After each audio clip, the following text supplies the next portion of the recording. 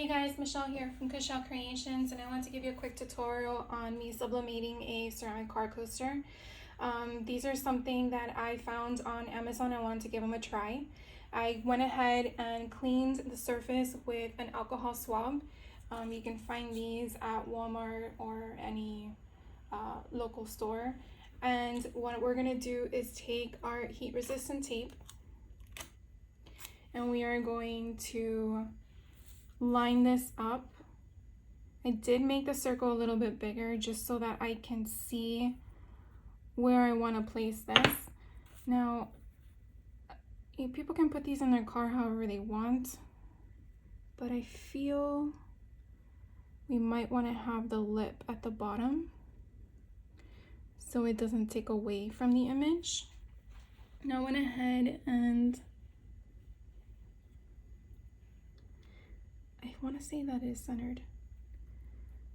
Hopefully it is.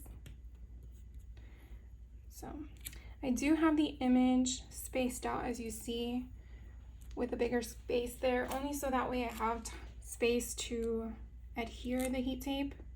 If you cut the image around the circle, you won't have that space. As you see here, I have extra space to do so. So we're gonna go ahead over to my heat press. I went ahead and preset the heat press to 400 degrees. We're going to do again for 60 seconds, which is typically the norm when you use sublimation ink onto your substrate. We are going to change the pressure of the heat press, and I'll show you what I mean by that. So let's hop over and check it out. So we're over here at the heat press, and I did pick up another coaster so we can then determine what type of pressure we need to set this at.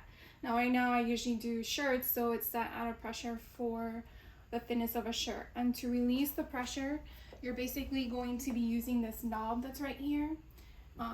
Again, lefty is usually lefty loosey, righty tighty, so we're going to loosen the space between the heat and your mat down below. And what we're going to do is I'm probably going to use it at the lowest setting, so as you can see I cannot go any further. And then what we're going to do is see if that's a good enough gap between. You obviously don't want to crush your item down below, and it looks to be good. I think we're going to use that, and obviously that got hot, so we're going to use our heat resistant gloves and move that off the table. We're going to go ahead and get our butcher paper. Again, we want to protect the surface from the top and the bottom. We're going to put that down first.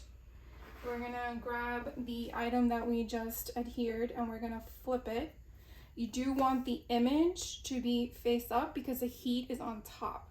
So as the heat adheres to your substrate, that image wants to be immediate. If you flipped it over and instead had the image on the bottom to the mat, you'll find that the image will adhere, but very faint. It would look like a ghost image.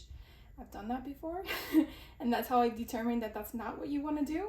So again, by doing this, since the image is on the top where the heat is, you again want to protect the heat from any additional ink going to your heat platen. So we're going to go ahead and heat this for 60 seconds and see what happens.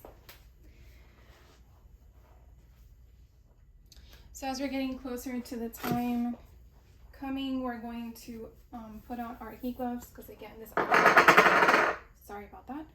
We're going to put on our heat gloves because the image is very small and we do want to protect our fingers, so this we can just throw away. You do not want to reuse your butcher paper, even though it may seem like the image did not adhere to it. You just don't really know what kind of ink did adhere to it.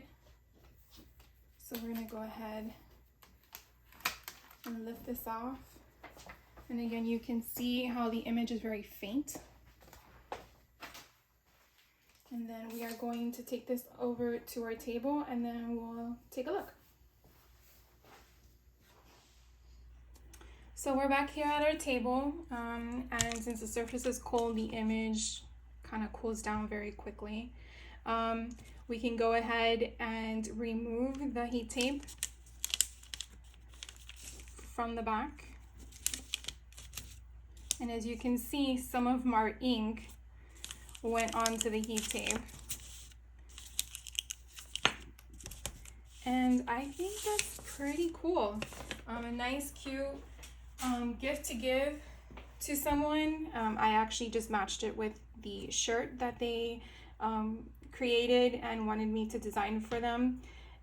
So I just thought this would be a nice touch for them. Would love to know what you think. Is this something that you feel you might want to create for a loved one, or if you have a sublimation printer, is this something that interests you? Would love to hear from you. Don't forget to hit that like button if you like this video, and hit subscribe if you want to see more content. Thank you guys for watching, and have a great day.